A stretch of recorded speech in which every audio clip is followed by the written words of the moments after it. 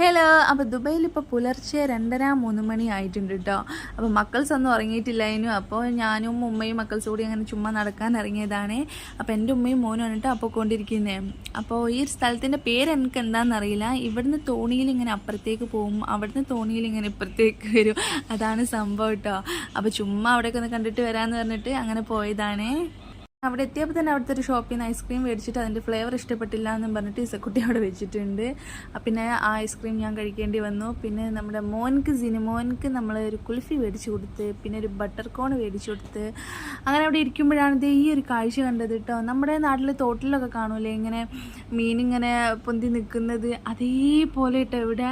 പ്രത്യേകിച്ച് ഇതുപോലുള്ള കാഴ്ചകൾ രാത്രിയിൽ കണ്ടുകൊണ്ടിരിക്കാൻ നല്ല രസമാണ്. മക്കൾസിനും വല്ലാണ്ട് ഇഷ്ടമായി.